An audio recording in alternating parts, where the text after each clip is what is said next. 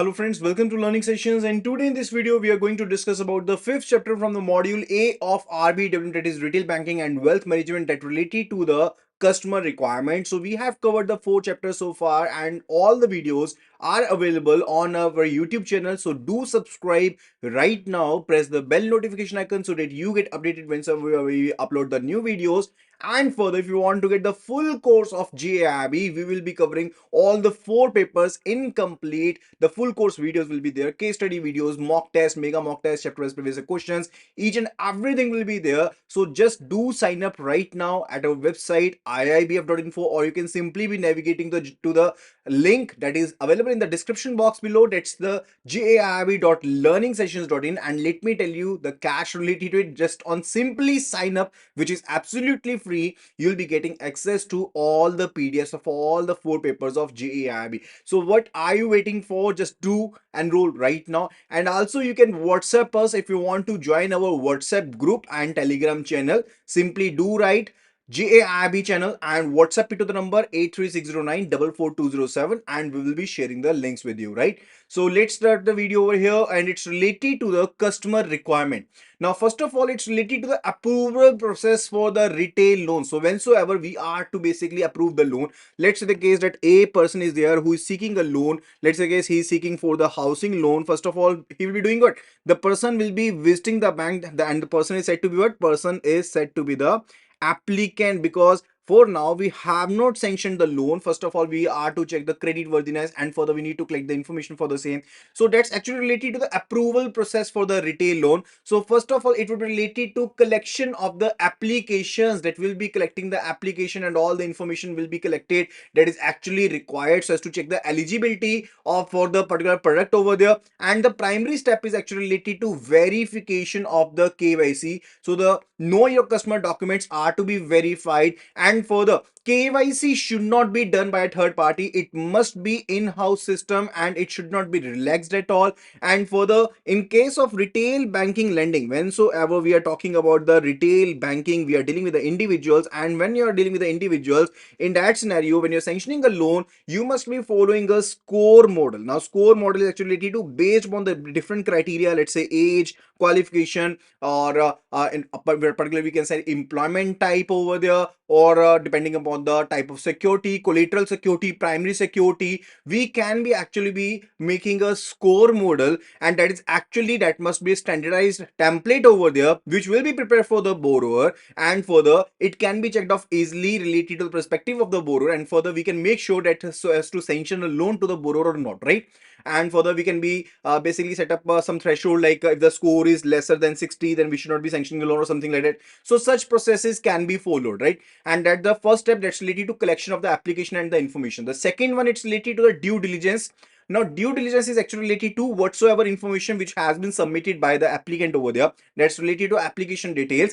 Those must be verified thoroughly. And also, the KYC relevancy must be verified. Related to it must be cross-checked by PAN card, or we can say we must be inspecting the IP, we must be inspecting the other things over there. So whatsoever the information which has been submitted, that must be looked into, and that must be checked thoroughly. And third one, it's related to quantum of loan. Let's say the case that the person has visited you and is asking for, let's say, 50 lakh rupees of the loan. You need to check the quantum of the loan. And in case of housing loans, the quantum can be up to 48 to 60 times of the monthly income. Let's say case your monthly income is rupees 1 lakh, so you can be getting maximum loan of a quantum of rupees 60 lakh over there. And also, margin is to be maintained. Margin is actually related to the amount which will be actually be paid by the borrower itself. Let's say the case that you want to actually purchase a car, and it's worth rupees 10 lakh, and bank stipulates that there is a margin of 25%. What does it indicate? It indicates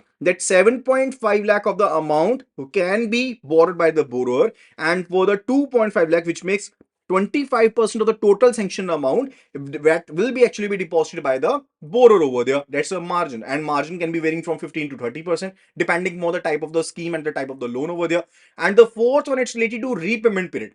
Now, repayment period is actually that period repayment schedule according to which the amount will be repaid by the borrower, right? And it can be varying from 3 years to 30 years, depending upon the purpose of the loan, depending upon the tenor of the loan, depending upon the credit risk involved in the loan over there, right? And generally for the auto loan, the time period is from let's say 3 years to 7 years. For particular two-wheeler loans, it's up to 3 years or up to maximum 5 years. And in case of four-wheelers, it can be for 7 years. And also in case of electric vehicles, sometimes now these days the repayment term can be up to 10 years. For housing loan, the tenor can be up to 30 years, or particularly something like that, right? So it depends upon the same, right? Now let's have a look at the customer segmentation. Now based upon the income level, the customer segmentation is done, and this particular table is quite important, so kindly have a look at it. Okay, so you can be memorizing this table by writing MMSHSU. So you are to write what? You are to basically remember this thing, MMSHSU.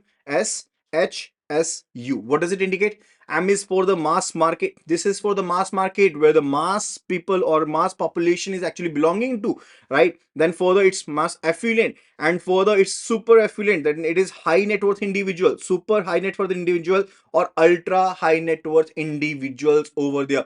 And this is the income level belonging to them. So between 2 to 10 lakhs, maximum of the population is there. Between 10 to 50 lakh, we are having the mass affluent population over there. And super affluent is actually ranging from 50 to 400 lakhs, from 50 to 400 lakhs. And from 400 to 4000, we are having high net worth individuals over there. And from 4000 lakhs to 1,20,000 lakhs, we are having the super affluent. And for the above 1,20,000 lakhs, we are having the ultra affluent people over there, right? So this is the income range that you need to memorize, because many times the questions are directly asked from here, right? And after the categorization, we are to basically follow the Maslow series. Now let's memorize the steps again related to sanctioning of the loan in case of the retail segment over there. First of all, it's related to approval process, and approval process consists of many steps. One of this is related to collection of the information. Second, it's related to due diligence, that is verifying the information. Third, it's related to quantum of loan.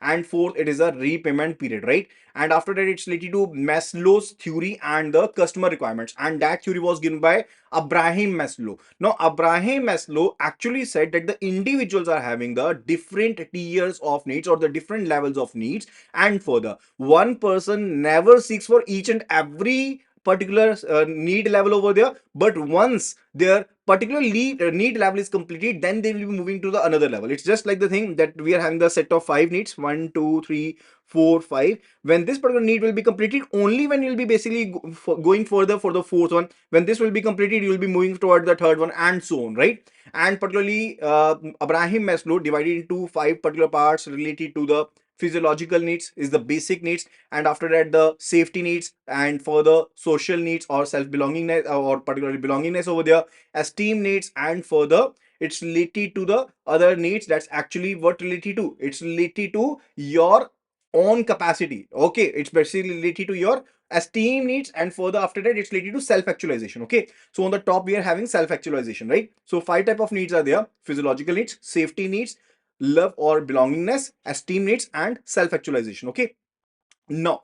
If we look for the physiological needs, in case of the bank, we can basically be saying what? If you're looking from the financial perspective, we can be saying that if we look at the core saving products or core saving accounts or personal accident cover, that is actually a very basic need. Like we basically in general life, we do need food, shelter, house, etc. Right? That's actually the basic need. In financial segment, we are having the saving accounts or a personal accident cover or housing loans. This is actually very much basic need, and that is particularly physiological needs. And if we look from the security or safety needs point of view, we are basically can say the term deposits like the recurring deposit or the fixed deposit, or life insurance products like endowment plan or tax planning banking over there, that can be under the safety needs, where we actually do require the safety for the safety purposes over there. And the third level, that's actually related to social needs. Now when we are basically looking for the social needs, what level we can say for? We can be going for consumer loans or personal loans or home decor loans or car loans, right? Those can be for the social need purposes over there, right? So 3 levels we have covered so far. First of one, it was related to the physiological needs. It was related to the physiological needs. The second one, it's related to the security or social needs. and the third one it's related to the particular security needs, and further the third one it's related to social needs, not the second one. Second one is security needs, right? Under this we are having saving fund account. For the second one you're having recurring deposit or other type of deposits over there, or tax planning or something like that. And for the third one you're having the consumer loans, we are having the consumer loans over there. And the fourth one it's related to self-esteem needs, where we can be saying like special term deposit products are there, term insurance products are there. So those are esteem needs, special kind of products. Okay, we can say special products over there, right? And further the fifth one it's related to self actualization, self actualization. And according to the Abraham Maslow, it's not the case the person who has already fulfilled the physiological needs will simply be shifting to the social needs, nothing like that. The person will be first of all be meeting up physiological needs, then security needs, then only social needs, then only esteem needs, and then only self actualization needs. Under the self actualization needs is actually related to self actualization like pensioner loans, retirement solution, like in the last stage we can say, or in the and last particular segment over there, right? And further after that it's related to the customer requirements for service quality.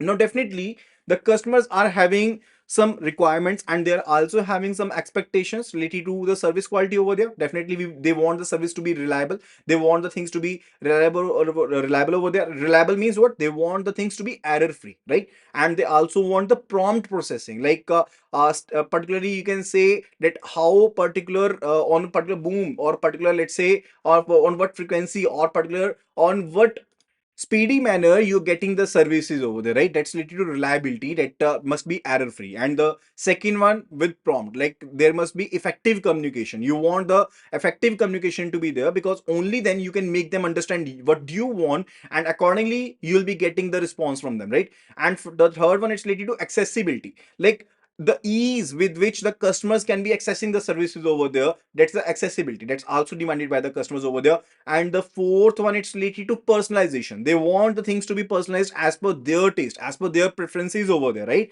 And for the tangibles over there, now the banking sector is a service sector, and there is no tangibility because the services are not tangible. But tangibility can be given in some manners over there, like let's say case the design or look of the passbook or ATM card, that particularly gives an impression or positive impression to the customers over there, right? And we can say the ambience at the branches over there, that can be giving a tangibility to the service level over there.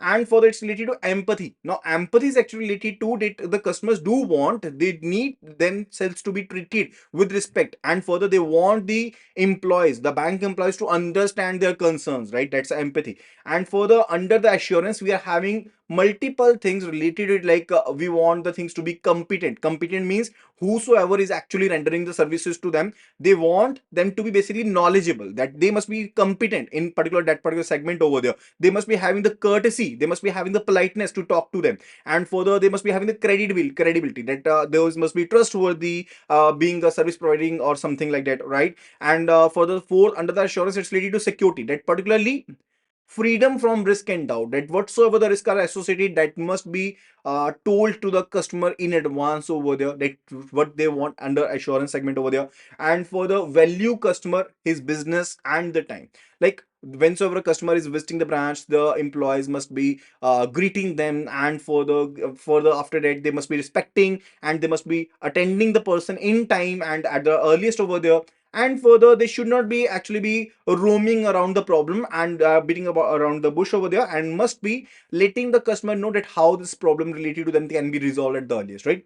That's all thing which actually customers do require, right? These are the expectations. First one it's related to reliability, they want the responsiveness, they want the accessibility, ease of access of the to the services, personalization, tangibility, empathy, and assurance. Under assurance four things are covered. Competence, they want the person to be knowledgeable, they want them to be humble, polite, and further they want to be trustworthy, and further they want them to be telling them about all the risks over there. That's related to assurance, right? And further it's related to valuing the customer about their business and time, right? These are the expectations from the customer side.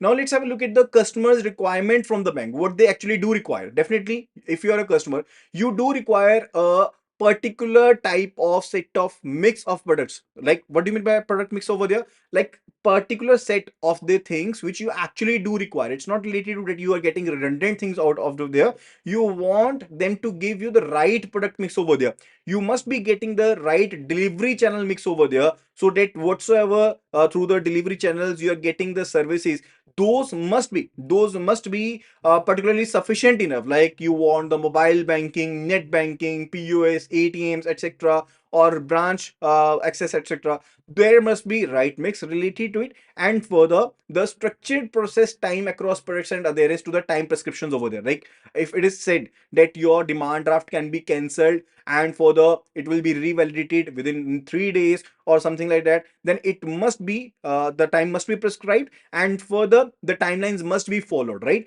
And further, delivery of the promises, like whatsoever has been promised, when the bank is promising that this thing will be delivered to you, that must be delivered over there. And there must be effective communication related to the different products and for the different services over there, that must be given. And for the transparency must be there related to the charges or service fee if there is any being charged over there. And for the time foundation, a grievance redressal mechanism must be there. So this is actually what does the customers do require. Like right, they actually do require a right product mix, a right delivery channels. They want the things to be structured, and for the time prescriptions must be there. They want the banks to be delivering the promise what they are actually promising, and effective communication must be there. Transparency related to service charges must be there, and effective and time bound grievance redressal mechanism must be there, right? That this is actually what is actually required by the customers over there. So that was actually all about the customer requirements. I hope that you must have liked the video. So do particular rate the video out of the 10 at the earliest, and don't forget to like this video, and further share this video among your friends and colleagues who have been preparing for JIB. And further, now you can be referring your friends, and further can be earning about the same. So for each referral that you'll be making, you'll be getting rupees 20. And further, if any of your friends does buy our pack, in that case you'll be getting up to rupees 500, right? So you can actually be starting earning money from the same, and for the you can be referring your friend. It will be helping you both. So your friend will also be benefited from the same, because they will be learning the concept, and further they definitely be clearing their exams in the very first hand. So if you want to get your referral link, simply just do sign up on our website, that is jaib.learningsessions.in. So simply just do sign up on the website jaib.learningsessions.in, and further after that, simply sign up over there if you're not signed up already. If you're already signed up, simply move to the referral section. Simply move to the referral section over there. There you can copy the referral code, right? So that will be all. Thank you so much, and see you again in the next video.